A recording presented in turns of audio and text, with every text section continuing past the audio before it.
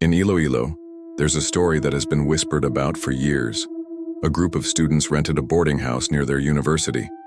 It was cheap and convenient and old, but they didn't mind. The first few nights were normal, uneventful, peaceful even.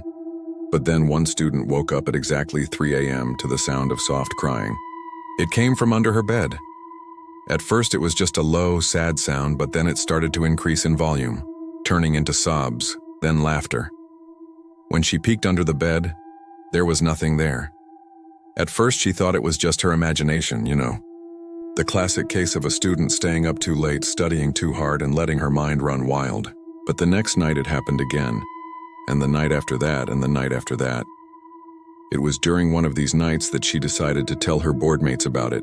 The ones that you always see in horror movies, that never listen to the protagonist when they start telling them that something is wrong. Anyway, she told them about the crying and the laughing and how she felt like something or someone was just beneath her bed. And then they started telling her about the sounds they had been hearing from different parts of the house. See, her room was just one of many in this old house. Each room was cheap, had its own bathroom, and was basically a self-contained unit. So when she heard the other students' stories, she realized that she wasn't going crazy. They had heard similar sounds from their closets, their walls, even inside the bathroom. One student had even woken up to the sound of footsteps pacing back and forth on the wooden floor above her head, even though nobody lived in the room above hers. They asked the landlady about it. Apparently, the woman's face turned pale when they told her what they were hearing.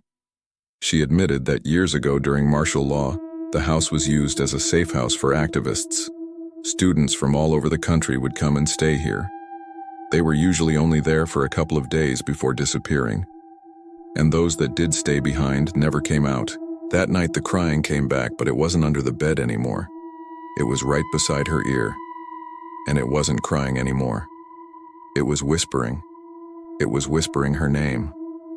To this day, nobody knows what happened to the students, whether they were taken by the military or they simply vanished into thin air. All we know is that some houses keep more than just memories.